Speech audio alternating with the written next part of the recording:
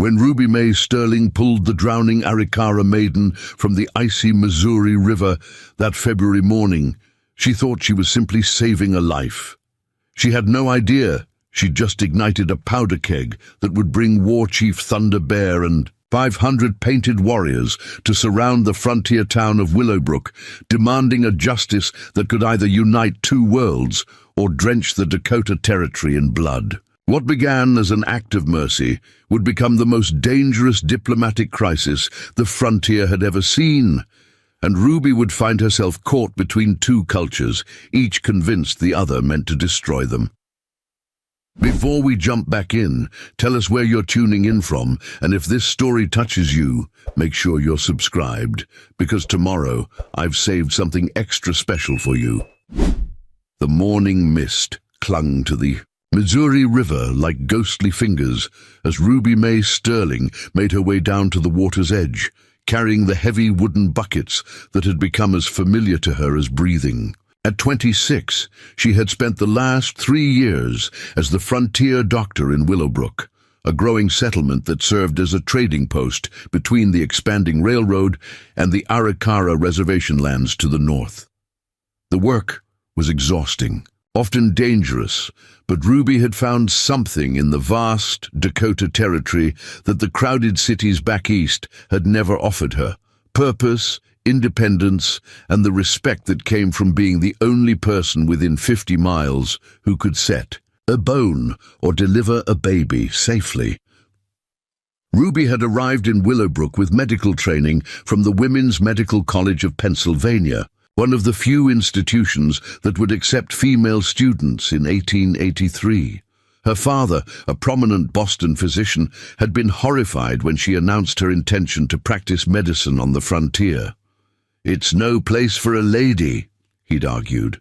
"Certainly no place for a doctor." But Ruby had seen enough of Boston society to know that being a lady meant spending her life decorating drawing rooms and hosting tea parties, while her medical knowledge withered unused.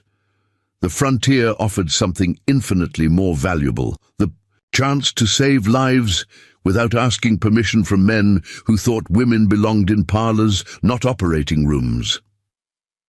The February morning was bitter cold, with ice forming along the river's edges despite the water's steady current. Ruby had developed the habit of collecting river water for her medical practice each morning before the town awakened. It was cleaner than the well water, and boiling it provided the sterile conditions she needed for surgery and treating infections. The routine also gave her precious moments of solitude before facing another day of skeptical patients who still questioned whether a woman could truly practice medicine, despite the fact that she'd saved more lives in 3 years than the previous doctor had in 10. As she knelt by the riverbank, filling her second bucket, Ruby heard something that made her blood run cold, a desperate cry echoing across the water, faint but unmistakably human. She stood quickly, scanning the river's surface through the morning mist. There, about 40 yards downstream, she spotted movement in the water. Someone was struggling against the current, their dark head barely visible above the surface. Ruby didn't hesitate. She dropped her buckets and ran along the riverbank, her long skirts hampering her movement as she tried to get ahead of whoever was being swept downstream by the powerful current. The ice along the edges made footing treacherous, but Ruby's 3 years on the frontier had taught her to move quickly over uncertain terrain. She could see the person more clearly now, a young woman with long black hair, wearing traditional Arikara clothing that was now waterlogged and dragging her down. Without a second thought, Ruby plunged into the frigid river. The shock of the cold water hit her like a physical blow, but she forced herself to swim toward the drowning woman. The current was stronger than she'd expected, and for a terrifying moment, Ruby wondered if she'd just doomed them both. But her years of swimming in the Atlantic off the Massachusetts coast served her well, and she managed to reach the struggling woman just as exhaustion was about to claim her. "I've got you," Ruby gasped, wrapping her arm around the woman's chest and fighting to keep both their heads above water. "Don't fight me! Let me help you!" The young Arikara woman was perhaps 18 years old, with delicate features that spoke of noble heritage. Her eyes, wide with terror and hypothermia, met Ruby's with a mixture of gratitude and confusion. She was beautiful, even in her desperate state, with high cheekbones and an inner strength that showed even as she struggled against drowning. Getting back to shore proved nearly impossible. The current had carried them almost a quarter-mile downstream, and both women were rapidly succumbing to hypothermia. Ruby's medical training told her they had minutes, not hours, before the cold water killed them both. She spotted a fallen cottonwood tree extending into the river and used the last of her strength to reach it, hauling herself and the Arikara woman out of the water and onto the muddy bank. Both women collapsed on the shore, shivering violently as the February wind cut through their soaked clothing. Ruby forced herself to think like a doctor rather than a drowning victim. Hypothermia was the immediate threat, followed by potential injuries from whatever had caused the young woman to fall into the river in the first place. "Can you understand me?" Ruby asked, though she wasn't sure the woman spoke English. "Ah, you hurt?" The young woman nodded weakly, pointing to her left ankle, which was clearly swollen. She tried to speak, but her lips were blue with cold, and her teeth chattering made communication impossible. Ruby quickly assessed the situation. They were both suffering from severe hypothermia. The Arikara woman had an injured ankle, and they were now a quarter-mile from town in freezing weather with soaked clothing. Ruby stripped off her heavy wool coat and wrapped it around the younger woman, then helped her to her feet. The walk back to town would be difficult, but staying put meant certain death from exposure. The Arikara woman leaned heavily on Ruby as they began the slow, painful journey toward Willowbrook. As they walked, Ruby studied her companion more closely. The woman's clothing was not ordinary tribal dress. It was ceremonial, with intricate beadwork and symbols that Ruby didn't recognize, but which clearly indicated high status. Her jewelry, too, was elaborate silver and turquoise work that would have taken master craftsmen months to complete. This was not a common tribeswoman who had accidentally fallen into the river. "What's your name?" Ruby asked as they struggled through the snow toward town. The woman looked at her with intelligent dark eyes and spoke carefully in accented English. Ayana Thunderbear." Ruby nearly stumbled at the name. Thunderbear. She'd heard that name many times in the 3 years she'd lived in Willowbrook. Chief Thunderbear was the most powerful Arikara war leader in the Dakota Territory, a man whose influence extended across multiple tribes and whose decisions could mean peace or war for the entire region. If this young woman was his daughter, Thunder Bear, Ruby repeated carefully, as in Chief Thunderbear. Ayana nodded, her expression growing more guarded. "My father," she said simply. Ruby felt a chill that had nothing to do with the cold water. She just pulled the daughter of the most powerful Arikara war chief from the Missouri River. This was no ordinary rescue. This was a diplomatic incident waiting to happen. The relationship between Willowbrook and the Arikara had been tense for months, with rumors of treaty violations and territorial disputes. Some hot-headed young men in town had been talking about dealing with the Indian problem permanently, while tribal leaders spoke of reclaiming lands that had been promised to them in treaties the government seemed determined to break. As they reached the outskirts of Willowbrook, Ruby could see smoke rising from the chimneys of the dozen buildings that made up the settlement. Her medical office was in the center of town, next to the general store, and across from the saloon that doubled as a meeting hall. It was early enough that most people would still be sleeping off the previous night's drinking, which meant she might be able to treat Ayana without attracting too much attention. But as they stumbled down Main Street, leaning on each other for support, Ruby saw curtains twitching in windows. By the time they reached her office, she knew that word would already be spreading through the town. The lady doctor had brought an Indian into Willowbrook. Ruby's medical office was a simple two-room building with an examination room in front and her living quarters in back. She helped Ayana inside and immediately began building up the fire in the pot-bellied stove, knowing that warming them both was the first priority. Hypothermia killed faster than infected wounds, and they were, both still shivering violently. "We need to get out of these wet clothes," Ruby said, pulling blankets from her medical supplies. "Do you understand?" Ayana nodded, her movements slow and clumsy from the cold. Ruby helped her out of the waterlogged traditional dress, noting that the young woman's skin was pale blue-gray from hypothermia. She wrapped Ayana in warm blankets and then quickly changed out of her own soaked clothing, her medical training overriding any sense of modesty.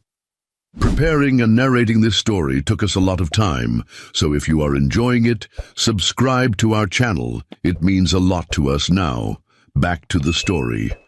As warmth slowly returned to both women, Ruby was able to examine Ayana's ankle more thoroughly. It was badly sprained but not broken. She'd likely twisted it when falling into the river.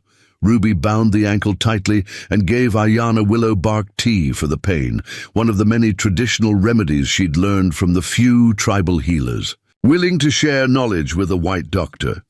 "How did you fall into the river?" Ruby asked as Ayana sipped the hot tea, her color slowly returning to normal. Ayana's expression darkened, and for the first time since the rescue, Ruby saw anger in the young woman's eyes rather than gratitude. "I did not fall," she said carefully. "I was pushed." Ruby felt ice form in her stomach. "Pushed? By who?" "White men. 3 of them. They found me gathering sacred plants by the river for my grandmother's medicine ceremonies. They said things." Ayana's voice grew stronger as warmth returned to her body. "When I tried to leave, they grabbed me. I fought, but they were stronger. One of them said they were going to teach the Indian girl some manners. When I broke free, they chased me to the river. I jumped in to escape them, but the current—" Ruby stared at the young woman, horrified by the implications. This wasn't an accident. It was attempted assault, possibly attempted murder, and if Thunderbear learned that white men from Willowbrook had attacked his daughter— "Do you know who they were?" Ruby asked, though she dreaded the answer. Ayana nodded grimly. "I have seen them in your town before. One had yellow hair and a scar on his face. Another was very large with a black beard. The third was young with mean eyes. They smelled of whiskey and hatred." Ruby recognized the description immediately. Jake Morrison, Bull Henderson and Tommy Briggs, 3 of the most troublesome men in Willowbrook. They spent most of their time drinking in the saloon and complaining about the Indian problem. Jake Morrison had been one of the loudest voices calling for action against the Arikara, claiming they were stealing cattle and threatening settlers. If those 3 had attacked Thunderbear's daughter, a knock at the front door interrupted Ruby's thoughts. She looked through the window to see Mayor Frederick Walsh standing on her porch, along with Sheriff Cornelius Davis and 3 other town council members. Their expressions were grim, and Ruby realized that word of Ayana's presence had already reached the town leadership. Ruby opened the door, but didn't invite them in. "Gentlemen, rather early for a social call, isn't it?" Mayor Walsh, a thin man with prematurely grey hair and nervous eyes, got straight to the point. "Dr. Sterling, we understand you've brought an Indian into town. That's inadvisable given the current tensions." "I brought a drowning woman into town," Ruby corrected firmly. "A woman who nearly died in the Missouri River. My medical oath requires me to treat anyone who needs help, regardless of their race." Sheriff Davis, a heavy-set man who'd lost his left arm in the Civil War, stepped forward. "Doc, you don't understand the situation. That's Thunderbear's daughter in there. If he thinks we're holding her hostage—" "Nobody's holding anyone hostage," Ruby interrupted. "I saved her life, and now I'm treating her injuries. She's free to leave whenever she chooses." "That's not how Thunderbear will see it," Mayor Walsh said nervously. "He'll think we kidnapped her or worse." We could have 500 warriors surrounding the town by nightfall. Ruby felt a chill at the number. 500 warriors. That was a significant military force, more than enough to wipe Willowbrook off the map if Thunderbear chose to attack. But looking back at Ayana, who was listening to every word, despite pretending not to understand, Ruby knew she couldn't simply turn. The young woman out into the cold to avoid political complications. Then perhaps, Ruby said slowly, someone should ride to the Arikara settlement and explain exactly what happened. Tell Thunderbear that his daughter was attacked by 3 white men from this town, and that I rescued her from drowning. Tell him she's safe, she's being cared for, and she'll be returned to him as soon as she's strong enough to travel. The silence that followed Ruby's words was deafening. Mayor Walsh went pale, Sheriff Davis cursed under his breath, and the other council members exchanged worried glances. Attacked? Sheriff Davis finally asked. What do you mean, attacked? Ruby quickly explained what Ayana had told her, watching. The men's faces grow increasingly grim as they realized the implications. An unprovoked attack on Thunderbear's daughter by local residents wasn't just a crime, it was an act of war. Those 3 idiots, Mayor Walsh muttered. I knew they'd cause trouble eventually. Where are they now? Probably sleeping off their drunk in the saloon, Sheriff Davis replied. But Doc, are you sure about what the girl told you? Indians have been known to lie when it suits them. Ruby's temper flared at the casual racism. Are you suggesting that a young woman nearly drowned herself in freezing water just to create a diplomatic incident? Sheriff, I've been treating injuries for 3 years, and I know the difference between accidental wounds and deliberate violence. Ayana was assaulted. Before anyone could respond, the sound of hoofbeats echoed through the town. Many hoofbeats. Moving fast, Ruby and the town officials looked toward the northern edge of Willowbrook to see riders approaching through the morning mist. Even at a distance, Ruby could see they were Arikara warriors, their horses painted for war, and their weapons clearly visible. How many? Mayor Walsh asked, his voice barely a whisper. Sheriff Davis squinted into the distance, counting the approaching riders. 20, maybe 25. But if Thunderbear sent a scouting party this size, the main force can't be far behind.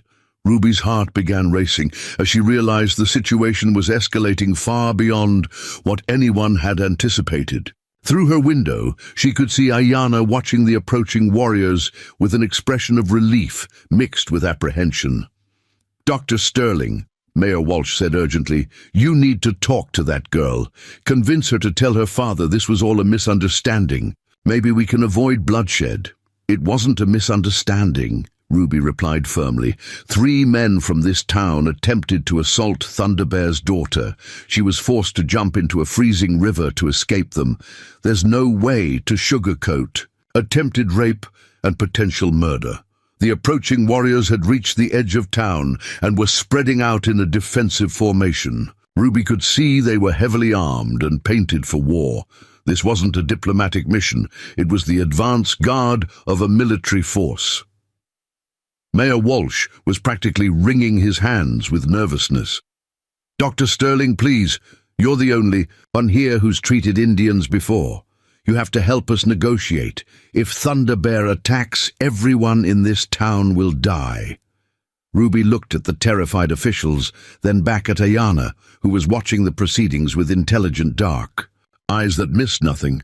The young woman had survived an assault and nearly drowned in freezing water, and now she was being treated like a political problem rather than a victim of violent crime.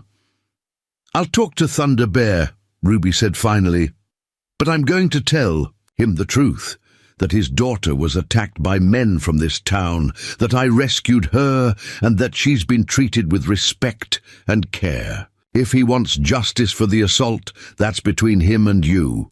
As the Arikara warriors took positions around the town, Ruby realized that her simple act of saving a drowning woman had set in motion events that could reshape the entire Dakota territory. Thunderbear was coming, and with him would come a reckoning that Willowbrook was utterly unprepared to face. The question was no longer whether Thunderbear would demand justice for the attack on his daughter. It was whether that justice would come through negotiation or through the edge of a tomahawk. The thunder of hooves grew louder as more Arikara warriors emerged from the morning mist, their war paint gleaming in the pale February sunlight.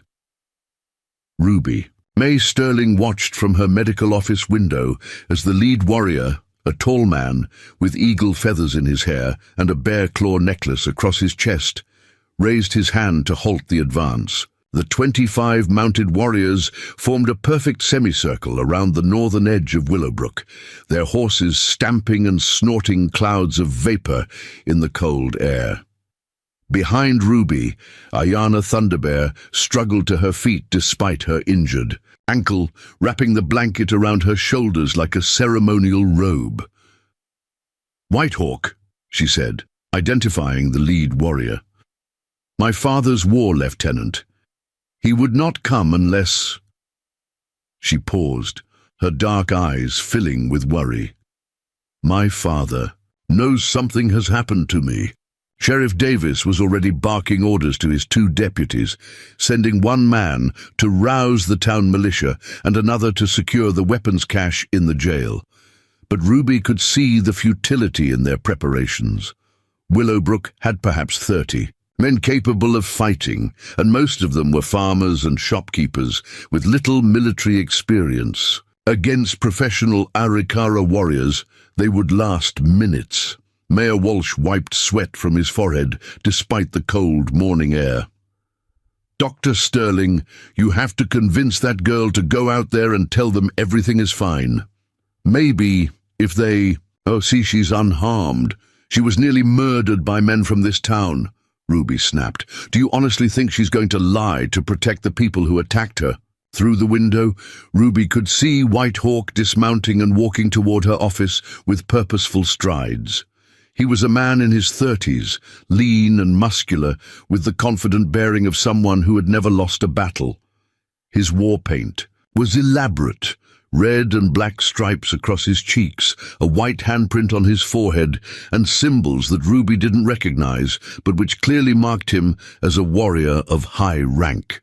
Ayana moved to the window, and Ruby saw her expression change from worry to relief as she recognized the approaching warrior.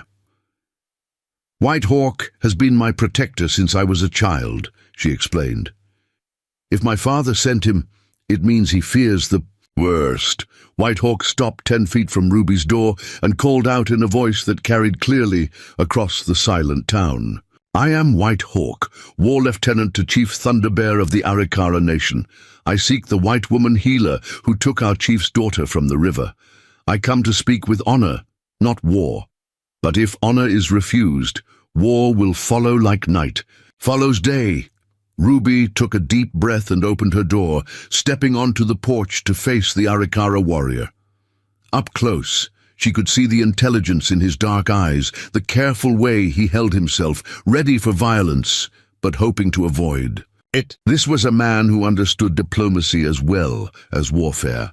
"I am Dr. Ruby Sterling," she said clearly. "I pulled Ayana Thunderbear from the Missouri River this morning when she was drowning.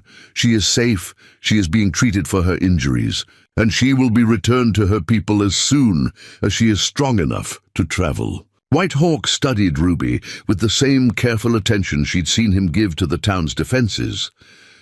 "You speak with a straight tongue, white healer. But why was the daughter of Thunderbear in the river? She is a strong swimmer, raised by the water's edge. She would not fall by accident." Ruby felt the weight of the moment settling on her shoulders. Her next words could determine whether Willowbrook saw another sunset or became a smoking ruin by nightfall. "She did not fall, Whitehawk. She was attacked by 3 white men from this town. She jumped into the river to escape them, but the current nearly claimed her life." The silence that followed was deafening. Whitehawk's expression didn't change, but Ruby saw his hand move almost imperceptibly closer to the tomahawk at his belt. Behind him, she could sense the other warriors tensing, their horses sensing their riders shift in mood. "Attacked, White," Hawk repeated, his voice deadly quiet. What manner of attack? Ruby glanced back at Mayor Walsh and Sheriff Davis, both of whom had gone pale as death. They attempted to assault her. When she fought back and tried to escape, they chased her to the river. She was forced to jump into freezing water to avoid worse harm. Whitehawk's face remained impassive, but Ruby saw something cold and terrible flicker in his eyes. You know the names of these men? I do. Ruby met his gaze steadily. Jake Morrison, Bull Henderson, and Tommy Briggs. They are known troublemakers in this town. Dr. Sterling, Mayor Walsh hissed from behind her. What are you doing? I'm telling the truth, Ruby replied without turning around. Something this town seems to have forgotten how to do. Whitehawk nodded slowly, as if her honesty had confirmed something he'd already suspected. Thunder Bear rides with 500 warriors, White Healer. They are perhaps 2 hours behind us. When they arrive, there will be a reckoning for the harm done to his daughter. But first, I would speak with Ayana to hear from her own lips what happened in this place. Ruby stepped aside, allowing Whitehawk to enter her medical office. The warrior moved with fluid grace, his eyes taking in every detail of the room, the medical supplies, the exits, the positions of the town officials who had crowded into the small space. When his gaze fell on Ayana, his expression softened slightly. Little sister, he said in English, though Ruby suspected it was for the benefit of the white audience. Your father's heart has been heavy with worry. Tell me what happened at the river. Ayana straightened, and despite her injured ankle and the blanket wrapped around her, she carried herself with the dignity of her royal heritage. I went to gather sacred plants for grandmother's medicine ceremonies, as I have done many times before. 3 white men found me there. They spoke of things that should not be spoken to an unmarried woman. When I tried to leave, they seized me. Her voice grew stronger as she continued, anger replacing the vulnerability Ruby had seen earlier. The one with yellow hair said they would teach the Indian girl her place. Another said they had been drinking and talking about what they would like to do to Thunder Bear's proud daughter. They meant to dishonor me, to use me as white men have. Used our women before. Whitehawk's jaw tightened, but he remained silent, allowing Ayana to finish her account. I fought them, she continued. Grandmother taught me that death with honor is better than life with shame. I broke free and ran to the river, but they followed. The yellow-haired one said, if they could not have me willing, they would take me. Unwilling, and then leave my body for the fish to find. I chose the river over their hands. The room was completely silent except for the soft crackling of the fire in the stove. Ruby saw Mayor Walsh sink into a chair, his face grey with the realization that his town faced annihilation for the actions of 3 drunken fools. Whitehawk turned to Ruby, his expression grim but respectful. You saved the daughter of our chief from death in the cold water. For this, Thunder Bear will honor you. But the men who drove her to that choice, they have committed an act of war against our people. Sheriff Davis finally found his voice. Now hold on just a minute. We only have the word of one Indian girl about what happened. Those 3 boys might have been drinking, but they're not murderers or worse. Whitehawk's gaze shifted to the sheriff, and Ruby felt the temperature in the room seemed to drop several degrees. You call the daughter of Thunder Bear a liar? I'm saying people sometimes remember things different when they're scared and hurt. Davis replied, though his voice lacked conviction. Maybe there was just some kind of misunderstanding. A misunderstanding. Whitehawk's voice carried a note of deadly calm that made Ruby's skin crawl. Tell me, Sheriff with one arm, would it be a misunderstanding if 3 Arikara warriors seized your daughter, spoke to her of rape, and chased her into a freezing river to escape their hands? Sheriff Davis opened his mouth to respond, then closed. it again, apparently realizing he had no good answer. Mayor Walsh leaned forward desperately. "White Hawk, surely we can work something out. If those 3 men did what she says they did, we'll arrest them. We'll put them on trial. Justice will be served." "White man's justice," White Hawk said with obvious contempt. "In a white man's court, with white man's laws, judged by white men who think Indian women are no better than horses to be used and discarded. How many white men have been hanged for raping Indian women, White Chief? How many have even been imprisoned?" The question hung in the air like smoke from a funeral pyre. Ruby knew the answer: virtually none. Indian women had no legal protection under territorial law, and attacks against them were rarely even investigated, much less prosecuted. "This is different," Mayor Walsh insisted. "Thunderbear's daughter. She's like royalty. Attacking her is like attacking a foreign ambassador. There will be consequences." "Yes," White Hawk agreed quietly. "There will be consequences. Thunder Bear comes with 500 warriors to see that justice is done. If your white man's law can provide justice, perhaps there will be no need for Arikara justice. But if your law fails, as it has failed so many times before," he didn't need to finish the threat. Everyone in the room understood that Willowbrook's survival depended on how they handled the next few hours. Ruby stepped forward, her medical training giving her insight into human nature that the politicians lacked. "White Hawk, what would Thunderbear consider justice in this case?" The warrior studied her with what might have been approval. "Under Arikara law, attempted rape is punished by death. Men who try to dishonor unmarried women are killed slowly, so that their suffering serves as a warning to others. But Thunderbear is a wise chief. He understands that we live in a world where white and Indian must coexist. If your town can show that it truly seeks justice, not just words, but actions that prove white men and Indian women are equal under your law, perhaps a different solution can be found." Mayor Walsh jumped at the possibility. "What kind of solution? We'll do whatever it takes to avoid bloodshed. First, the 3 men must be brought before Thunderbear to face judgment. Not your white man's court, but judgment by the people they have wronged." "That's not legal," Sheriff Davis protested. "We can't turn over American citizens to Indian justice. The territorial government would never. The territorial government is 200 miles away." White Hawk interrupted.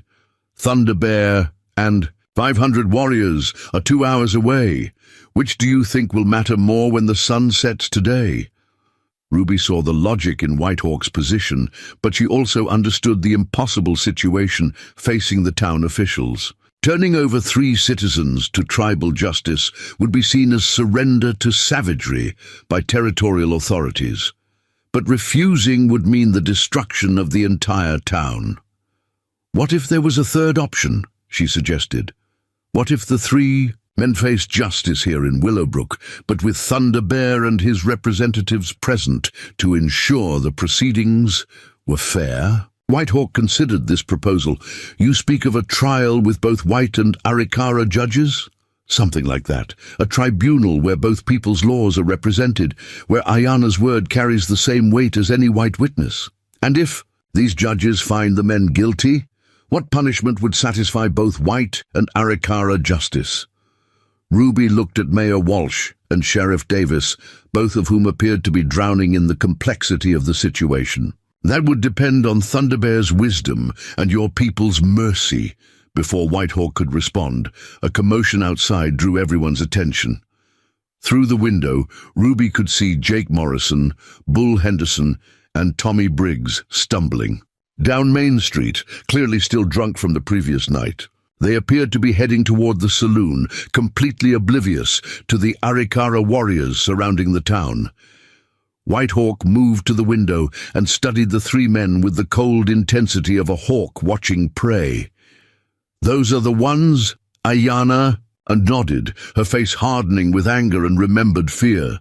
"The yellow-haired one with the scar, that is the one who spoke of teaching me my place." The big one with the black beard held me while I fought. The young one said they should kill me after they finished with me, so there would be no witness. Whitehawk's hand moved to his tomahawk, and for a moment Ruby thought he might charge outside to take immediate vengeance. But the warrior controlled himself, though the effort was clearly visible. "They walk free while my chief's daughter suffers from their attack," he said quietly. "They drink and laugh while she bears the memory of their hands upon her. This is white man's justice, Sheriff." Davis cleared his throat nervously. "I'll arrest them right now, all three of them. But I can't guarantee they'll be convicted without more evidence than just her word. Her word is the word of Thunderbear's daughter," Whitehawk replied coldly. "Among our people, to doubt it would be death. But I understand that white men value the word of drunk criminals over that of honorable women." Ruby saw an opportunity and seized it. What if there was other evidence, physical evidence that would support Ayana's account? She turned to Ayana, speaking gently. "When they grabbed you, did they leave marks, bruises or scratches that would show you fought back?" Ayana pulled back the blanket slightly, revealing purple bruises on her wrists and upper arms that were clearly finger marks from being grabbed roughly. There were also scratches on her neck and shoulder, the kind that would come from fighting off attackers. "I need to document these injuries," Ruby said, moving to her medical supplies. "Photographs, detailed descriptions, measurements, evidence that would hold up in any court, white or Indian." As Ruby began her examination, she could hear the sound of more hoofbeats approaching from the north. Many more hoofbeats. Through her window, she saw a massive cloud of dust rising on the horizon, and her heart began racing as she realized what it meant. Thunderbear was coming, and he was bringing an army. Whitehawk saw it too, and his expression became even more grim. "My chief approaches with the full war band. If justice has not begun by the time he arrives, he will assume that white men cannot be trusted to provide it. And if Thunderbear loses faith in white man's law—" He didn't finish the sentence, but the implication was clear. Ruby worked quickly, documenting Ayana's injuries, while Mayor Walsh and Sheriff Davis argued in desperate whispers about what to do. Outside, the three drunk men had finally noticed the Arikara warriors and were backing toward the saloon in confusion and growing fear. "How long do we have?" Ruby asked Whitehawk as she finished her examination. The warrior studied the approaching dust cloud with the practiced eye of someone who had spent his life reading the movements of large groups across the plains. "Perhaps 1 hour, maybe less if my chief grows impatient." Ruby made a decision that would either save Willowbrook or doom it. "Then we start the tribunal now. Before Thunderbear arrives, we arrest those three men, present the evidence, and let both white and Arikara representatives decide their fate." "You can't be serious," Mayor Walsh protested. "We don't have the authority to create some kind of mixed tribunal. The territorial government will find nothing but ashes and bones if we don't try something," Ruby interrupted. "Do you have a better idea?" The mayor looked out at the approaching army, then at the Arikara warriors already surrounding his town, then at Ayana Thunderbear's bruised arms. "God help us all," he whispered. "Let's try to make this work." But as Sheriff Davis reluctantly headed out to arrest the three suspects, and as the thunder of 500 approaching horses grew louder by the minute, Ruby wondered if any human justice could prevent the bloodbath that seemed increasingly inevitable. The war chief was coming, and with him came a reckoning that would test whether two peoples could find justice together, or whether they would destroy each other in the attempt.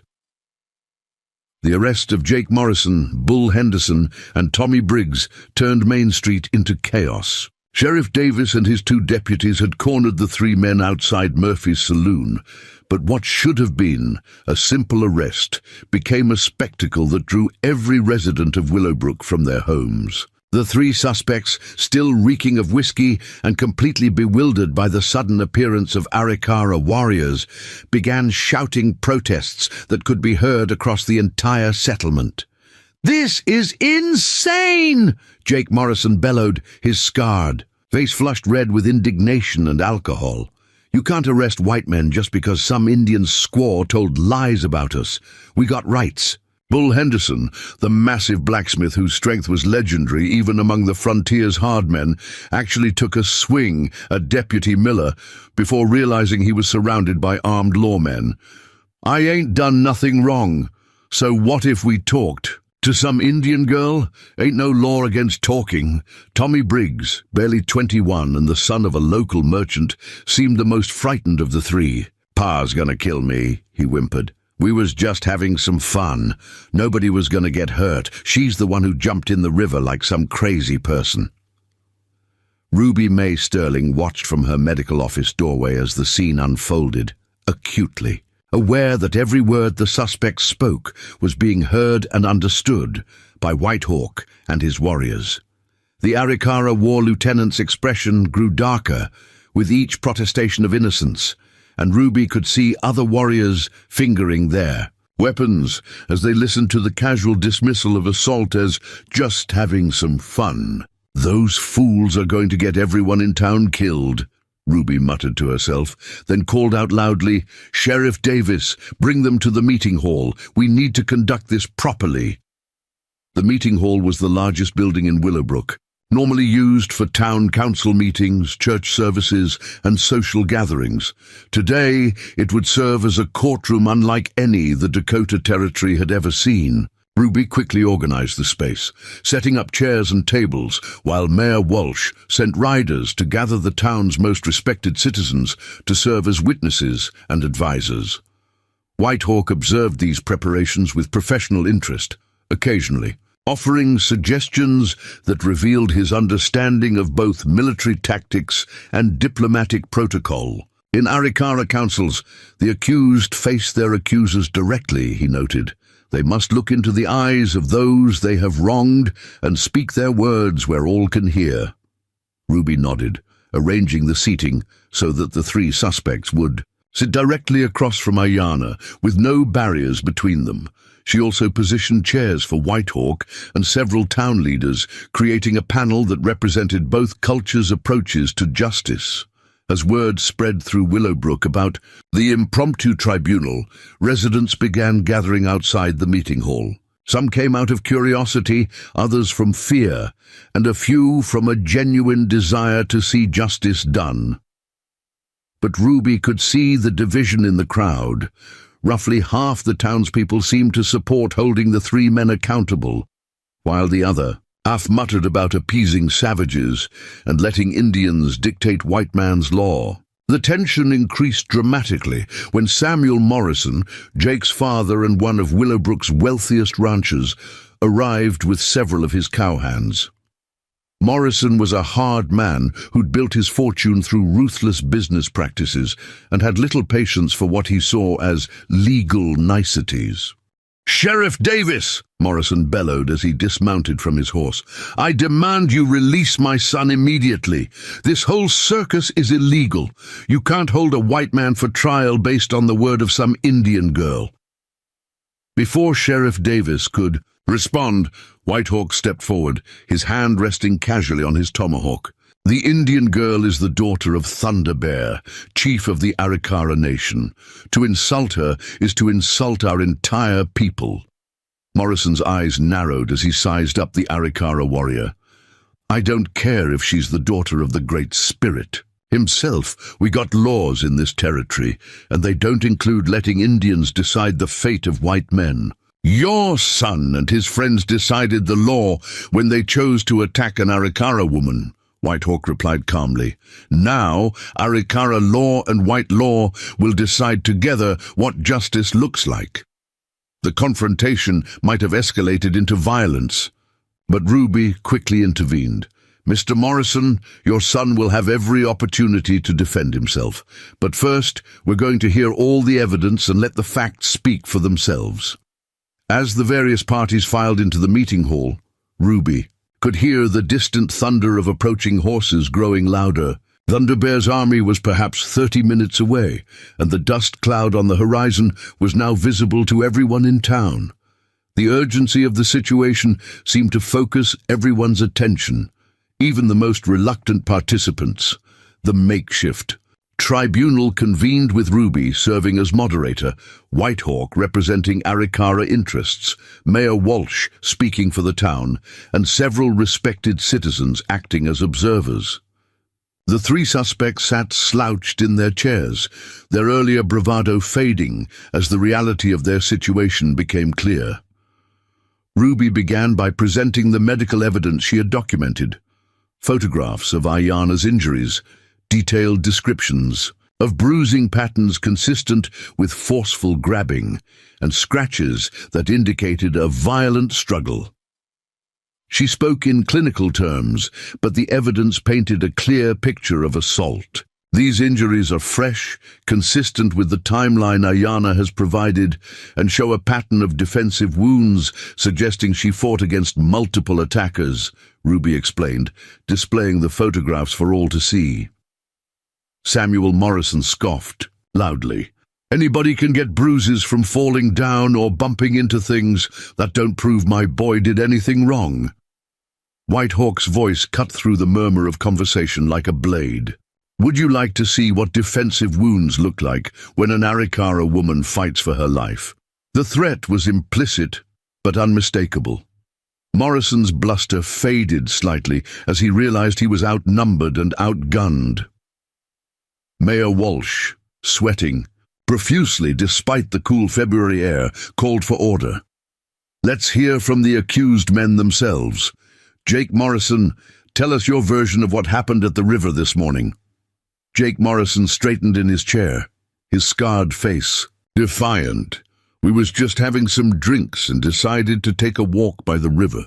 We seen this Indian girl gathering plants or something, and we went over to talk to her.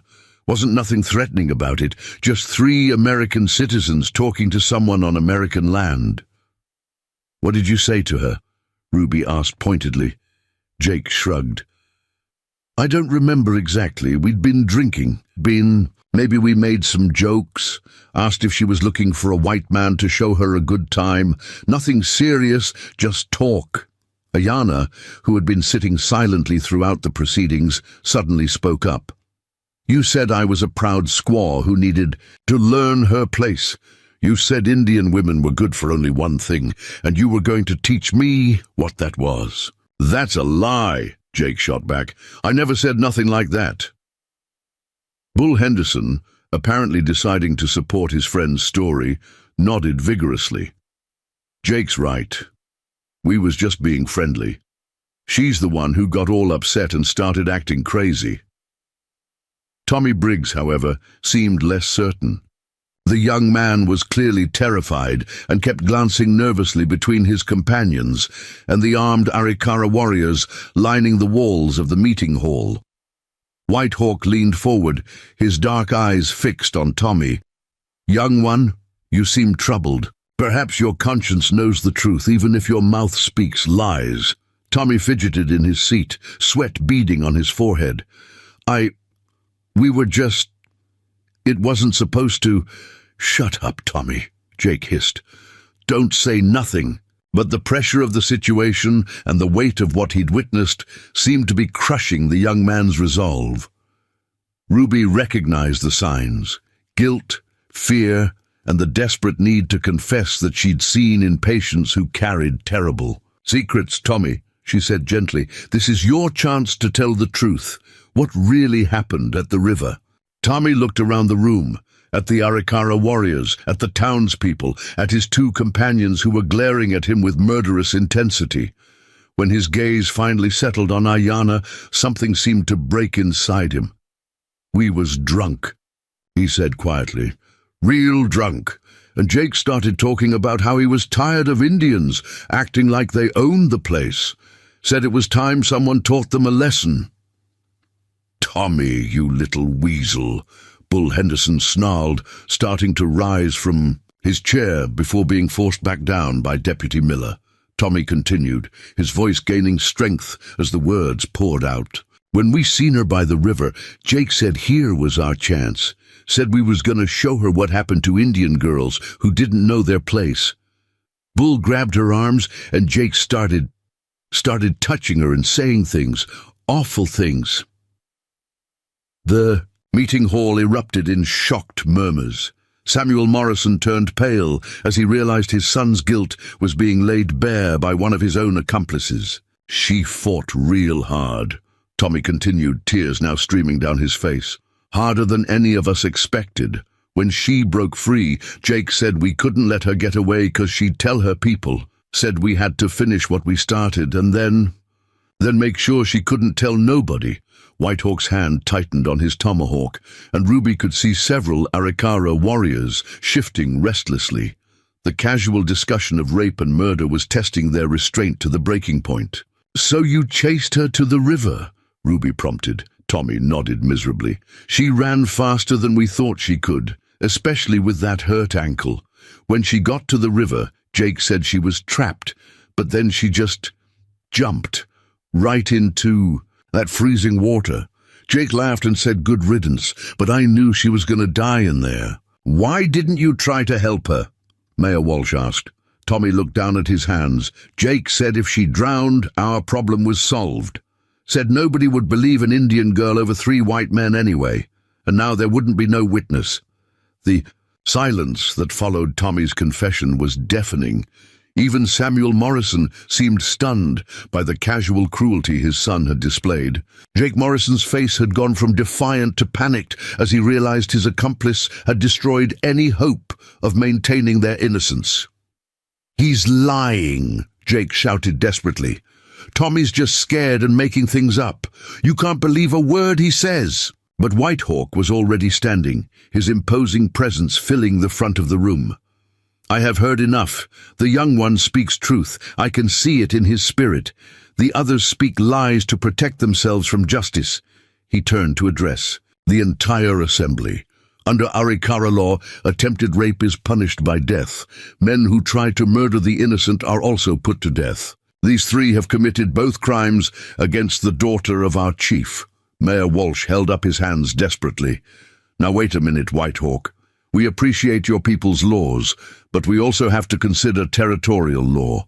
The maximum penalty we can impose here is—" "The maximum penalty," Whitehawk interrupted.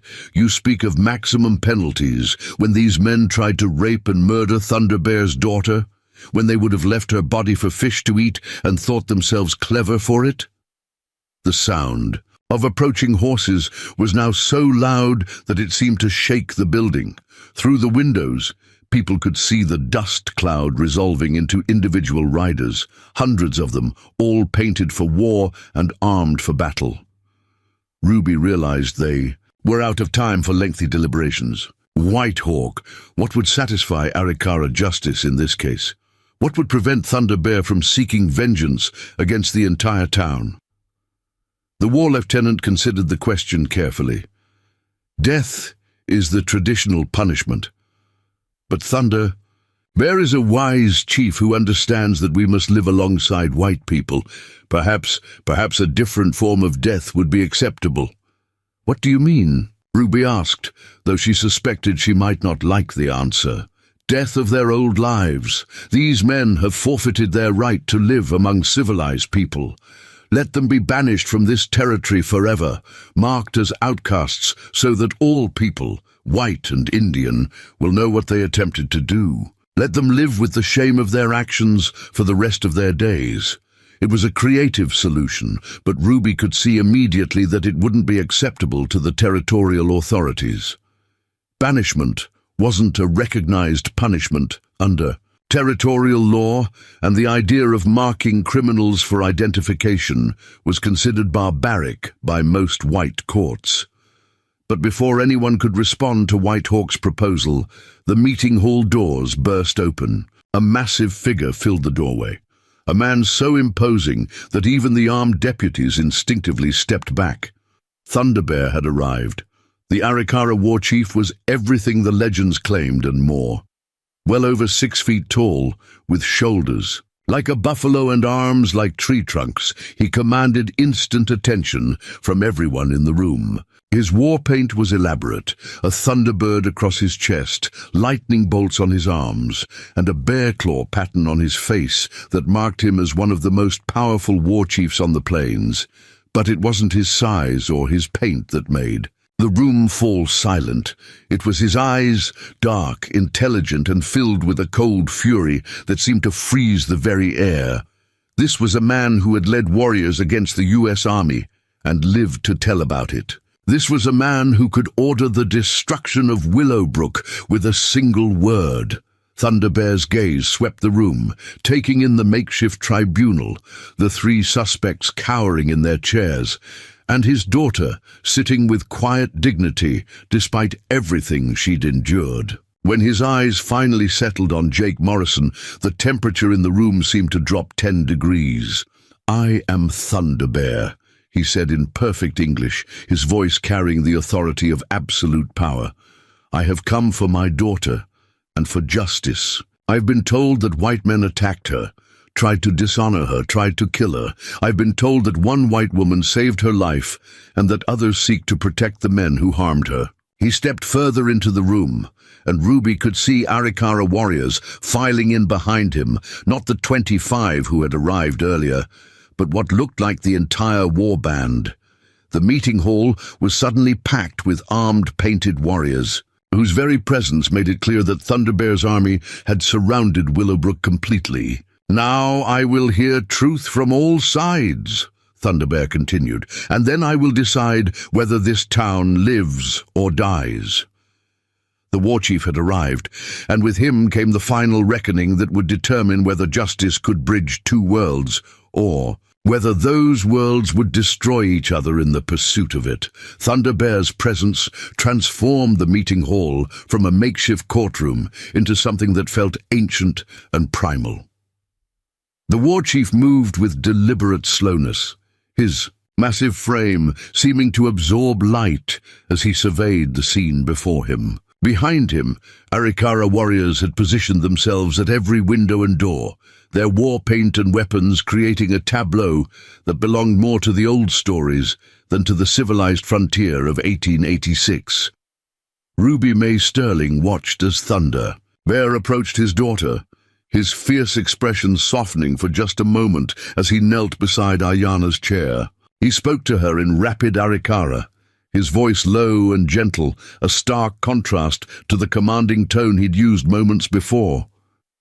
Ayana responded in their native language, and Ruby could see the war chief's jaw tighten as his daughter recounted her ordeal. When Thunderbear rose and turned back to face the assembled crowd, his eyes had taken on the cold fire of absolute judgment. He had heard his daughter's account in her own words, and Ruby could see that whatever slim hope remained for peaceful resolution was hanging by the thinnest of threads. "My daughter tells me that 3 white men tried to rape her, tried to kill her, and would have succeeded if not for the courage of the white woman healer," Thunderbear said, his English carrying only the slightest accent despite its perfect grammar. "She tells me that one of these men confessed his crimes to this gathering. She tells me that others still deny what they have done." Thunderbear's gaze swept across Jake Morrison, Bull Henderson, and Tommy Briggs, each of whom seemed to shrink under the weight of his attention. When his eyes settled on Jake Morrison, the scarred man actually whimpered, a sound that would have been comical under other circumstances, but was merely pathetic given the gravity of the situation. "You," Thunderbear said, pointing directly at Jake, "you are the leader of these dogs. You are the one who spoke of teaching my daughter her place. Stand and face me like a man, if you are capable of such a thing." Jake Morrison remained frozen in his chair, his earlier bravado completely evaporated. It was his father, Samuel Morrison, who stood instead, his face red with indignation and fear. "Now see here, Chief Thunderbear," Samuel began, his voice shaking despite his attempt at authority. "My son may have acted foolishly, but he's still an American citizen with rights under territorial law. You can't just—" Thunderbear's movement was so fast that Ruby barely saw it happen. One moment the war chief was standing 10 feet away. The next, he had Samuel Morrison by the throat, lifting the rancher off his feet with one massive hand. "Your son tried to rape my daughter," Thunderbear said quietly, his voice carrying clearly through the suddenly silent hall. "Your son tried to murder my daughter. Your son spoke of leaving her body for fish to eat, and you speak to me of his rights?" Samuel Morrison clawed at Thunderbear's grip, his feet kicking uselessly in the air. Around the room, Arikara warriors shifted slightly, hands moving to weapons, while the townspeople pressed back against the walls in terror. Ruby knew she had to act before the situation exploded into violence that would leave everyone dead. "Thunderbear!" she called out, her medical training helping her maintain calm in crisis situations. "Samuel Morrison is not the one who harmed your daughter. His son is the guilty one."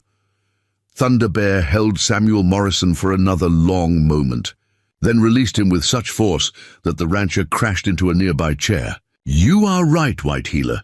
The father is not responsible for the son's evil, but if he continues to speak of rights when my daughter's honor has been destroyed, I will forget that distinction." Mayor Walsh, his face pale as death, stepped forward. With obvious reluctance, "Chief Thunderbear, we want to see justice done. That's why we held this tribunal. We want to find a solution that satisfies both our peoples." "Justice," Thunderbear repeated, as if tasting the word. "You speak of justice, while the men who attacked my daughter sit breathing the same air as honorable people. You speak of justice, while offering them the protection of your laws. Laws that have never protected Indian women from white men's violence." The war chief began pacing in front of the three suspects, his massive presence making them seem like children cowering before an angry giant. In the old days, before treaties and reservations, these three would already be dead. They would have died slowly over many hours, so that their screams could warn other men what happens to those who harm Arikara women. "But we don't live in the old days," Ruby said carefully. "We live in a time when white and Indian must find new ways to seek justice together." Thunderbear stopped pacing and studied Ruby with intense interest. "You speak wisdom, White Healer. You are the one who saved my daughter's life, who pulled her from the cold water when these dogs would have let her drown. For this, you have earned the right to speak in my presence." He gestured toward the three suspects. "Tell me, Healer, who saved my daughter? What justice would you seek if it was your child who had suffered as mine has suffered?" Ruby felt the weight of the question and the responsibility it carried. The wrong answer could doom everyone in Willowbrook, but she also knew that Thunderbear was testing more than just her response. He was testing whether white people were capable of understanding true justice when it came to crimes against Indians. "If it were my daughter," Ruby said slowly, "I would want the men who harmed her to face consequences that matched the severity of their crimes. I would want them to suffer as she suffered. I would want them to lose everything they valued, as they tried to take everything from her." Thunderbear nodded approvingly. "You understand the heart of justice, that harm must be balanced by harm, that those who destroy must themselves be destroyed. But you are one white person among many. What of the others?" Before Ruby could respond, an unexpected voice spoke up from the crowd of townspeople.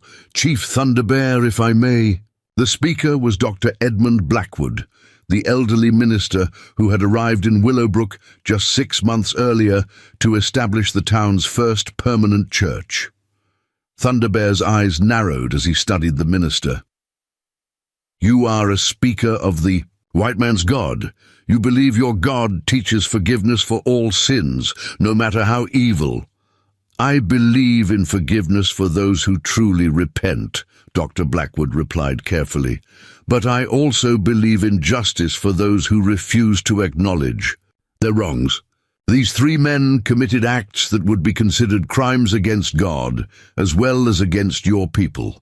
The minister stepped forward, his aged frame seeming fragile among the warriors, but his voice carrying moral authority. Chief Thunder, Bear, what if there was a way to punish these men that would satisfy both Arikara justice and divine justice? What if they could be made to truly understand the harm they caused? Thunder Bear's expression was skeptical. You speak in riddles. Guardspeaker, what punishment could make them understand? Dr. Blackwood looked at the three suspects, then back at Thunder Bear. In the old biblical traditions, those who committed certain crimes were not simply executed, they were marked and cast out from society, forced to wander as outcasts, dependent on the mercy of strangers who knew their shame. Banishment, Whitehawk said quietly. The God Speaker speaks of the same punishment I suggested, exile from all civilized places. But Dr. Blackwood shook his head. Not just banishment, something more permanent, something that would ensure they could never harm another woman, Indian or white, for the rest of their lives. Ruby felt a chill as she began to understand what the minister was suggesting. You're talking about physical marking, branding them as criminals. In ancient times, those who committed crimes against women were sometimes altered to ensure they could never repeat their offenses, Dr. Blackwood said carefully. It was considered a merciful alternative to execution. The meaning of his words slowly dawned on the assembled crowd. Several women gasped in shock, while some of the men looked queasy at the implication. Thunder Bear, however, studied the minister with new interest. You suggest cutting away their manhood, the war chief asked bluntly. I suggest removing their ability to harm women while leaving them alive to contemplate their shame for the rest of their days, Dr. Blackwood replied. It is a punishment that ensures justice while avoiding the need for tribal war. The reaction from the three suspects was immediate and violent. Jake Morrison began screaming denials and curses. Bull Henderson tried to break free from his guards, and Tommy Briggs simply fainted, collapsing to the floor in a heap. Samuel Morrison, still clutching his throat from Thunder Bear's earlier grip, found his voice again. You can't be serious. You're talking about mutilation. That's barbaric, illegal, inhuman. What your son did to my daughter was barbaric, Thunder Bear replied coldly. What is inhuman? Cutting away the tools of rape or allowing rapists to walk free to harm other women? Mayor Walsh looked desperately around the room, seeking support. For a voice of moderation. Surely there must be some middle ground, some punishment that fits the crime without resorting to permanent disfigurement. Ruby realized that the situation was spiraling toward a solution that would be almost as traumatic as the original crime. While she understood the logic of making the punishment fit the crime, she also knew that such extreme measures would create new problems and possibly lead to retaliation from territorial authorities. Thunder Bear, she said, what if there was another way to ensure these men could never harm another woman? What if instead of physical mutilation we found a punishment that would have the same protective effect but might be more acceptable to both our peoples? The war chief studied her with calculating eyes. You have another proposal, White Healer. Ruby took a deep breath, knowing she was about to suggest something that would be controversial, but might save lives on all sides. What if these three men were sentenced to spend the rest of their lives in service to those they have wronged? What if they became slaves, not to any individual, but to the cause of protecting Indian women from violence? The suggestion created an immediate uproar. The three suspects began shouting protests. Their families and supporters voiced outrage, and even some of the townspeople who had been sympathetic to Ayana looked uncomfortable with the idea of sentencing white men to slavery. But Thunder Bear held up his hand for silence, and such was his presence that the room immediately quieted. Explain this slavery, White Healer. They would be sent to live among your people, Ruby continued, developing the idea as she spoke. They would work without pay, performing the hardest and most menial tasks. They would be watched constantly by Arikara warriors, never allowed to be alone with any woman. They would spend their days in service to the people they tried to harm, and their nights reflecting on their crimes And if they refuse this slavery, if they try to escape, Ruby met Thunderbear's gaze steadily, then they would face traditional Arikara justice, death in whatever manner you choose. The war chief considered this proposal for a long moment, his massive frame motionless as he weighed the options. Around the room, people held their breath, understanding that the next few minutes would determine whether Willowbrook survived the day. Finally, Thunderbear spoke. "This slavery you propose, it has merit. It would force these dogs to serve those they tried to destroy. It would make them useful to my people while ensuring they could never harm another woman. And it would demonstrate to all that crimes against Arikara women have consequences." He turned to address the three suspects directly. "You have heard the choices. Slavery among my people for the rest of your miserable lives, or death by traditional Arikara methods. Choose now." Tommy Briggs, who had regained consciousness but remained on the floor, began sobbing.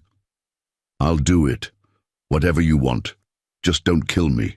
Please." Bull Henderson, his massive frame shaking with rage and fear, glared at Thunderbear with undisguised hatred. "I ain't gonna be no Indian slave. I'd rather die first." All eyes turned to Jake Morrison, the ringleader whose assault had started this entire crisis. The scarred man looked around the room desperately, seeking some escape from the impossible choice he faced. When his gaze fell on his father, Samuel Morrison turned away, unable to meet his son's eyes. I need time to think," Jake stammered. Thunderbear's expression hardened. "You had time to think when you put your hands on my daughter. You had time to think when you chased her to the river. You had time to think when you decided to let her drown rather than face consequences. Your time for thinking is over." The war chief drew a massive knife from his belt, its blade gleaming in the lamplight. "Choose now, or I will choose for you." Ruby realized that despite all their negotiations and creative proposals, they had reached the moment of ultimate reckoning. Thunderbear was not bluffing. He was prepared to execute the men who had harmed his daughter, and no force on earth could stop him. The question was no longer what justice would look like, but whether the three suspects had enough sense to accept the mercy they were being offered. Because mercy it was, brutal and harsh by white standards, but mercy nonetheless compared to the traditional Arikara punishment for their crimes. As Jake Morrison stared at the knife in Thunderbear's hand, Ruby held her breath and waited to see whether wisdom or pride would determine his fate. The knife in Thunderbear's massive hand caught the lamplight like captured lightning as Jake Morrison stared at the weapon that would either end his life or spare it, depending on the words that came from his mouth in the next few seconds. The meeting hall had become so silent that Ruby Mae Sterling could hear her own heartbeat echoing in her ears, could hear the soft whisper of wind through the gaps in the wooden walls, could hear the distant stamping of 500 war horses waiting outside for their chief's command. Jake Morrison's voice cracked like a boy's, all traces of his earlier arrogance stripped away by the proximity of death. "I accept the slavery. I accept it." Thunderbear's dark eyes studied Jake's face with the intensity of a predator evaluating wounded prey. "You accept slavery among the Arikara people for the rest of your natural life. You accept that you will work without pay, sleep without comfort, and live without freedom until the day you die." Jake nodded frantically, sweat streaming down his scarred face despite the February cold. Yes, I accept. Just please don't kill me. And you understand that if you try to escape, if you refuse to work, if you show disrespect to any Arikara, woman or man, you will be hunted down and killed in ways that will make you beg for the quick death I offer you now." "I understand," Jake whispered. Thunderbear's attention shifted to Bull Henderson, who remained defiant even with a blade at his throat. "And you, large one? You said you would rather die than serve my people. Do you hold to those words?" Bull Henderson's massive chest heaved with rage and terror, but his voice remained steady. "I ain't bowing to no Indians. I ain't gonna be their slave. If you're gonna kill me, then kill me, but I won't give you the satisfaction of watching me grovel." Thunderbear nodded with what might have been respect. "You are a fool, but you are a brave fool. Very well, you have chosen death." The war chief raised his knife, and Ruby felt her medical instincts override her diplomatic caution. "Wait!" she called out, stepping forward despite the risk. "Thunderbear, Bull Henderson is clearly not mentally sound. Look at him. He's choosing death over life out of pure stubbornness. Is there honor in killing a man whose mind has been damaged by drink and hatred?" Thunderbear paused, his knife still raised. "You believe this man is mad?" "I believe he's so consumed by hatred that he can't think clearly," Ruby replied carefully. "In my medical opinion, executing someone who lacks the mental capacity to make rational decisions would be beneath the dignity of a great war chief." It was a desperate gambit, but Ruby could see Thunderbear considering her words. The war chief was clearly a man who valued honor and dignity above simple revenge, and the suggestion that killing Bull Henderson might be dishonorable seemed to give him pause. "What do you propose, White Healer?" Ruby thought quickly, drawing on her knowledge of both cultures' approaches to mental illness. "Among white people we have asylums for those whose minds are broken. Among your people, don't you have traditions for dealing with warriors whose spirits have been damaged by violence?" White Hawk, who had been standing silently throughout the proceedings, stepped forward. "In the old days, warriors whose minds were broken by battle were sometimes sent to live alone in the wilderness, away from others they might harm. They were given basic supplies and left to find their own path to healing or death." Thunderbear lowered his knife slightly. "You suggest exile rather than execution. I suggest giving him a chance to find his sanity in solitude," Ruby said. "Strip him of everything he values, his property, his position in the community, his connections to other people. Send him into the wilderness with nothing but basic survival supplies. If he's truly mad, he'll die. If he finds wisdom in isolation, perhaps he'll learn to be a better man." Bull Henderson's eyes blazed with fury. "I don't need your pity, Lady Doctor. And I sure as hell don't need to be psychoanalyzed by some Indian-loving female." His outburst seemed to confirm Ruby's assessment of his mental state, and she could see Thunderbear making calculations behind his dark eyes. The war chief was weighing honor against vengeance, justice against mercy, tradition against innovation. "Very well," Thunderbear said finally. "This one will be cast out into the wilderness. Alone, with no weapons, no money, no horse. He will walk until he finds wisdom or death, whichever comes first. If he ever returns to civilized lands, he will be killed on sight by any Arikara warrior who recognizes him." Bull Henderson started to protest, but Thunderbear's raised hand silenced him. "You have received more mercy than you deserve, Mad One. Use it wisely." The war chief's attention turned to Tommy Briggs, who remained on the floor in a position that was part collapse and part prostration. "And you, young one who confessed your crimes, you have already chosen slavery, but I would hear from your own mouth why you deserve to live when your friends chose differently." Tommy struggled to his knees, his face streaked with tears and his voice barely audible. Because I'm sorry, really sorry. What we did to your daughter, it wasn't right. It was evil. I knew it was evil while we were doing it, but I was too scared of Jake to stop him." "Fear is not an excuse for evil," Thunderbear said coldly. "No, sir, it's not," Tommy agreed, his voice growing stronger. "But maybe if I spend my life trying to make up for what I did, maybe that's better than just dying and leaving." The evil unredeemed. Thunderbear studied the young man with something that might have been approval. "You speak of redemption. This is a concept your white god teaches, yes?" Dr. Blackwood stepped forward, his ministerial authority giving weight to his words. Yes, Chief Thunder Bear. Redemption through service, through genuine repentance, through dedicating one's life to repairing the harm one has caused.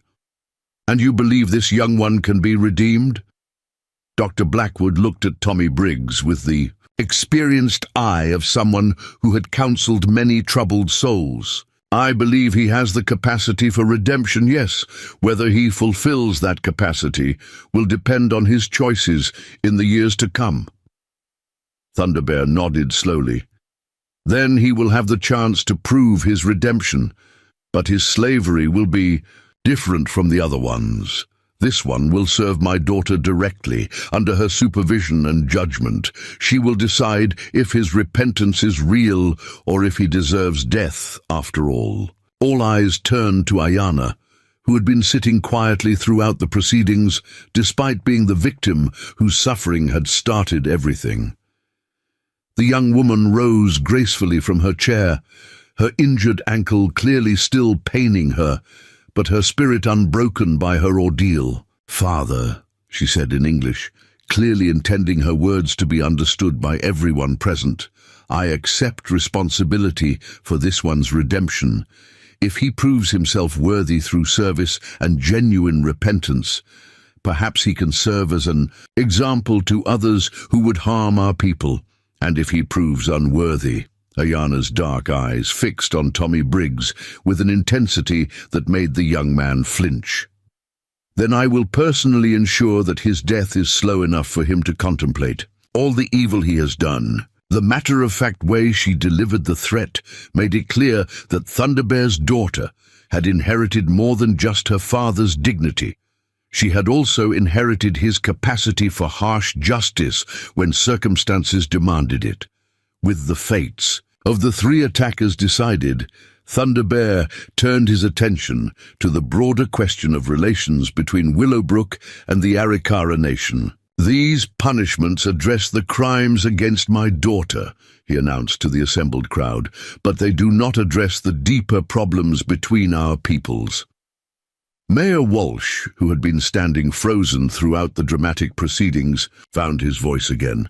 What do you mean, Chief Thunderbear?" "I mean that this attack did not happen in isolation," Thunderbear replied.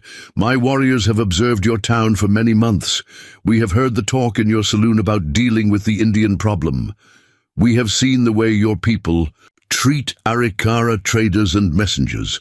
We have watched as your young men become more aggressive and your leaders become more accommodating to their aggression." The war chief began pacing again, his massive frame commanding attention from every person in the room. "The attack on my daughter was not the beginning of hostility between our peoples. It was the inevitable result of hostility that has been growing like a cancer for many seasons." Ruby realized that Thunderbear was addressing something much larger than individual crimes. He was talking about systematic racism, about the cultural attitudes that had made Jake Morrison and his friends feel entitled to assault an Indian woman without fear of consequences. "What would you have us do?" Dr. Blackwood asked.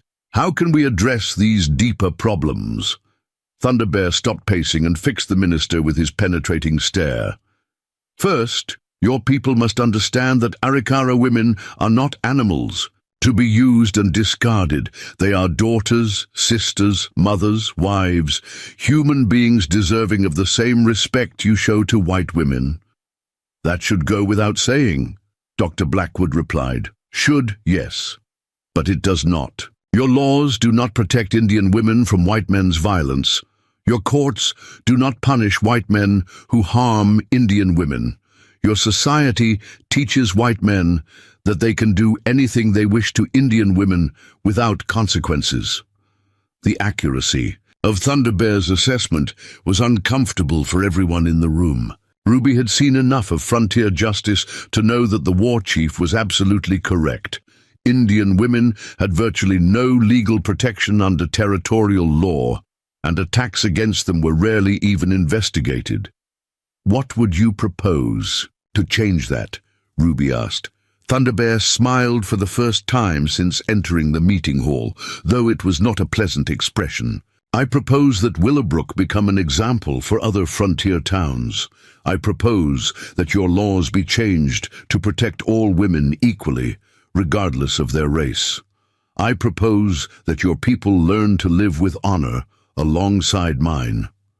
And if we refuse, Mayor Walsh asked weakly, then my 500 warriors will ensure that Willowbrook serves as a different kind of example, a warning to other towns about what happens when white men attack Arikara women.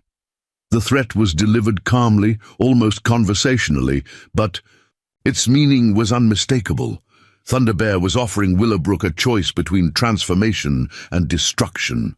Sheriff Davis, who had been silent since Thunderbear's arrival, finally spoke up.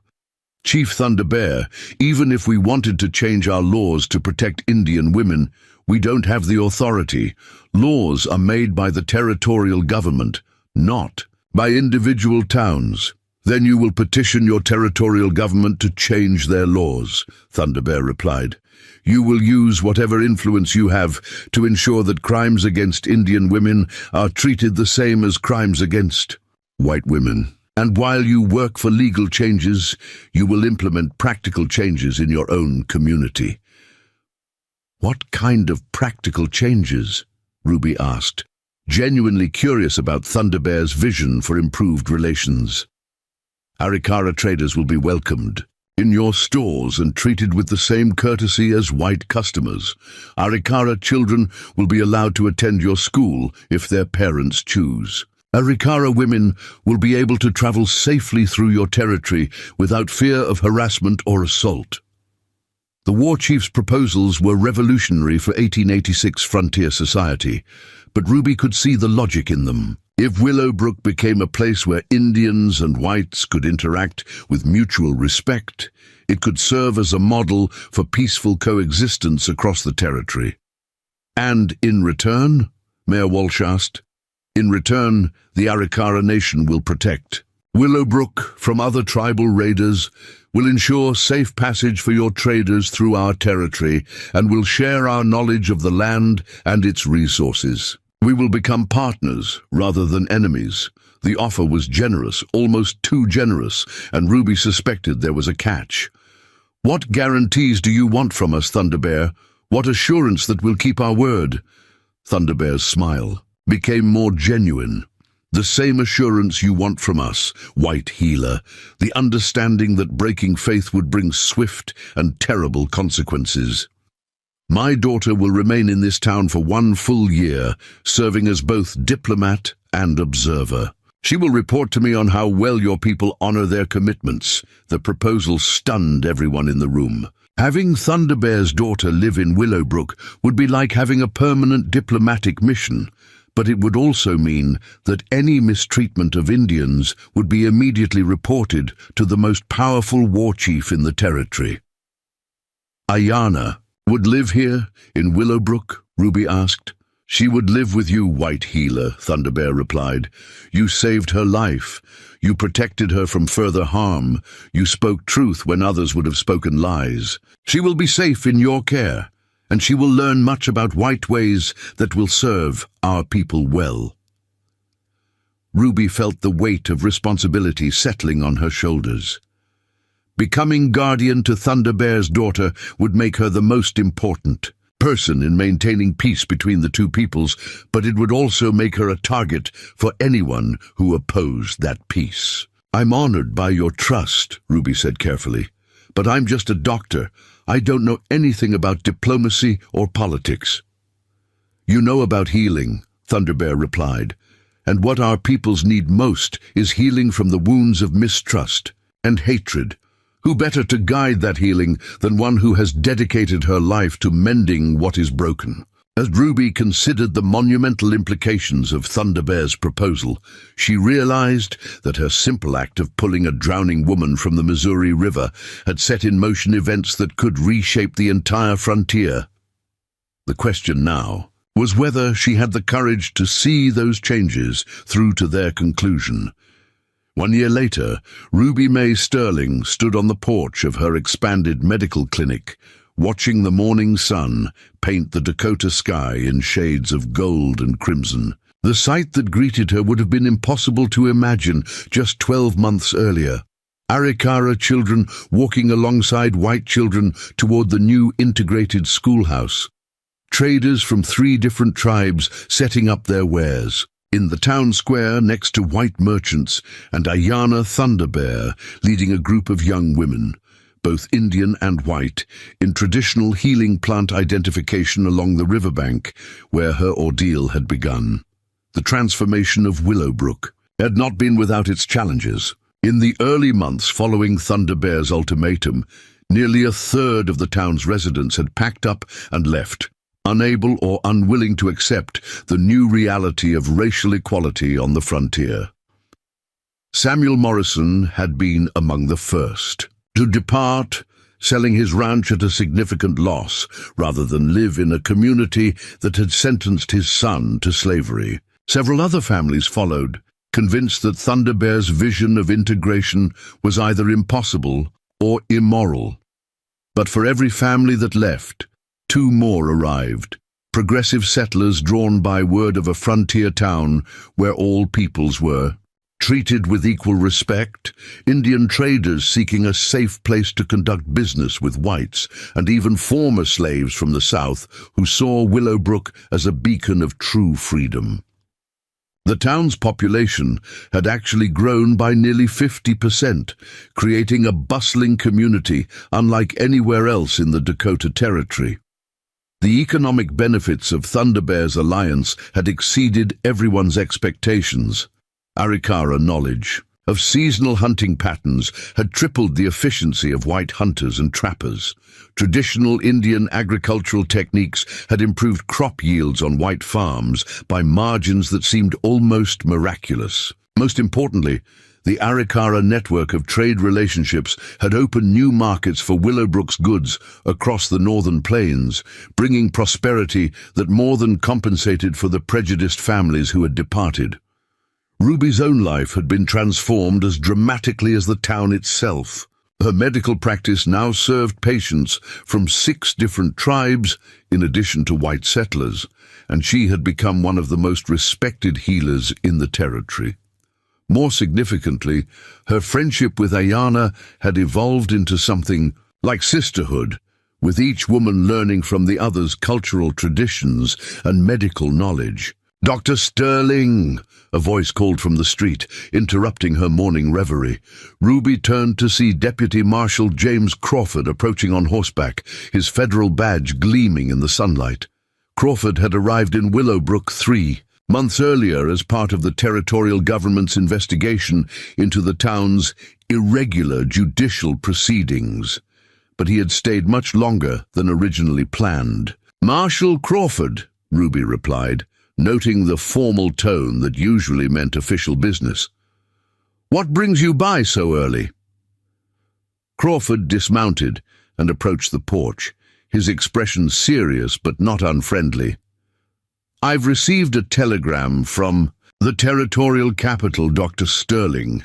Governor Pierce wants a full report on the situation here in Willowbrook. Specifically, he wants to know if the federal government needs to intervene to restore proper legal authority." Ruby felt a familiar knot of tension form in her stomach. The territorial government had been largely content to ignore Willowbrook's transformation as long as it remained peaceful and prosperous. But political pressures from more traditional communities had been building for months. Several newspaper editorials had condemned the town's capitulation to savage demands, and there were rumors that some territorial officials were planning to reassert conventional legal authority. "What kind of intervention is the governor considering?" Ruby asked. "The kind that would involve federal troops, a new territorial judge, and the arrest of anyone who participated in what the government considers vigilante justice," Crawford replied grimly. "The governor's under pressure from influential ranchers and businessmen who see Willowbrook as a dangerous precedent. They're afraid other communities might start making their own deals with Indian tribes. Ruby understood the broader implications immediately. If Willowbrook's success inspired other frontier towns to negotiate directly with Indian tribes, it could undermine the federal government's monopoly on Indian policy. More threateningly for territorial politicians, it could demonstrate that peaceful coexistence was not only possible but profitable, making their more aggressive approaches seem unnecessary and costly. "When does the governor want your report?" Ruby asked. "I'm supposed to send it today," Crawford replied. "But Dr. Sterling, I'll be honest with you, I'm not sure what to write. What I've seen here over the past 3 months doesn't match what I was told to expect." Ruby studied the federal marshal's face, trying to read his intentions. Crawford was a career lawman, trained to enforce federal authority and maintain order according to established legal precedents. But he was also an intelligent man who could see the evidence of Willowbrook's transformation with his own eyes. "What were you told to expect?" she asked. "A town living under the threat of Indian violence, white citizens oppressed by savage demands, and a breakdown of civilized law and order," Crawford said with obvious irony. "Instead, I've found the most peaceful and prosperous community I've ever seen on the frontier. Crime rates are virtually non-existent, economic growth is remarkable, and the level of cooperation between different peoples is something I didn't think was possible." Before Ruby could respond, the sound of approaching hoofbeats drew their attention to the northern road. A small party of Arikara riders was approaching, led by Whitehawk and including several tribal elders Ruby recognized from various diplomatic meetings over the past year. "That's unusual," Ruby observed. Whitehawk wasn't expected until next week for the monthly council meeting. The riders reached the town square and dismounted, their expressions serious but not hostile. Whitehawk approached Ruby's clinic with the purposeful stride she had learned to associate with important news. "Dr. Sterling, Marshal Crawford," Whitehawk said, nodding respectfully to both. "I bring word from Thunder Bear. Federal soldiers have been seen moving toward Arikara territory from the south, many soldiers with cannons and supply wagons. Thunder Bear wishes to know if Willowbrook has broken faith with our agreements." Ruby felt ice form in her veins as she realized the territorial government was planning more than just an investigation. "Whitehawk, Willowbrook has kept every part of our agreement, but I fear the territorial government may be planning to impose their authority whether we want it or not." Marshal Crawford stepped forward, his hand instinctively moving toward his weapon before he caught himself. "Whitehawk, I'm a federal marshal. I can assure you that any military action would be authorized through proper legal channels." "Your proper legal channels do not recognize Arikara sovereignty or the agreements we have made with this town," Whitehawk replied coolly. "If federal soldiers attack our people or attempt to destroy what we have built here, Thunder Bear will respond with all necessary force." The implications were staggering. If federal troops moved against either the Arikara or Willowbrook, it could trigger the very war that Thunder Bear's diplomacy had been designed to prevent. Worse, it would destroy a year's worth of progress toward peaceful coexistence and leave hundreds of people dead or displaced. "How many soldiers?" Ruby asked, dreading the answer. "Our scouts count more than 200 cavalry and infantry with artillery support," Whitehawk replied. "Enough to destroy Willowbrook and attack our main settlement simultaneously, Marshal." Crawford looked genuinely shocked. "I wasn't informed of any planned military action. This goes far beyond what Governor Pierce discussed with me." "Perhaps," Ruby said grimly, "the governor has been making plans he didn't share with his federal representatives. The question is what we can do to prevent a massacre." Before anyone could answer, Ayana appeared from behind the clinic, having obviously overheard the conversation. Over the past year, her English had become fluent and her understanding of white culture sophisticated. but she had retained all the dignity and inner strength that had impressed Ruby from their first meeting. "Dr. Sterling Whitehawk," she said formally, "my father anticipated this possibility. He has prepared a response that may prevent the bloodshed the federal government seems determined to create." "What kind of response?" Ruby asked, though she suspected she might not like the answer. "Thunderbear has sent messengers to every Arikara band, every Lakota chief, every Mandan and Hidatsa leader within 200 miles, Ayana explained. "If federal troops attack our people or attempt to destroy Willowbrook, every tribe on the northern plains will unite against the white settlements. Not just military resistance, total war." The scope of Thunderbear's preparations was breathtaking. A unified Indian alliance spanning multiple tribes would command thousands of warriors and could potentially drive white settlers from the entire Dakota Territory. It would be the largest Indian war since the Little Bighorn, and this time it would be fought on terms entirely favorable to the tribes. Marshal Crawford went pale as he grasped the implications. "Miss Thunderbear, surely your father understands that such a war would ultimately destroy your people. The federal government has unlimited resources. They would eventually bring enough troops to defeat any Indian alliance." "Eventually, yes," Ayana agreed calmly, "but not before thousands of white settlers died, not before dozens of towns were burned, not before the territorial government fell and federal policy toward Indians was discredited nationwide. My father is willing to accept the destruction of our people if it means ending white aggression permanently." Ruby realized that Thunderbear had prepared what amounted to a nuclear option, a response so devastating that it would destroy both sides but leave white expansion into Indian territory impossible for generations. It was a strategy of mutually assured destruction that could only work if federal authorities understood the stakes involved. "There has to be another way," Ruby said desperately. "Some solution that doesn't require thousands of people to die." Ayana smiled, and for a moment Ruby saw an echo of her father's tactical brilliance in the young woman's expression. "There is another way, but it requires courage from unexpected sources." "What do you mean?" Marshal Crawford asked. "It requires a federal marshal to exceed his authority in service of a greater good," Ayana replied, looking directly at Crawford. "It requires him to send a telegram to Washington that might save both our peoples from destroying each other."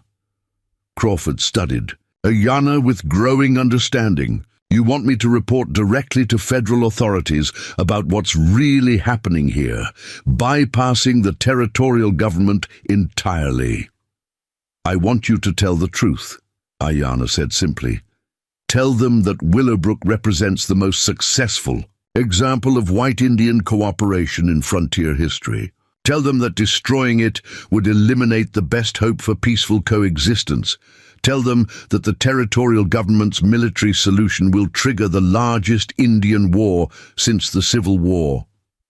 "And tell them," Ruby added, seeing the logic in Ayana's strategy, "that the current arrangement has produced more stability and prosperity than any government policy has achieved.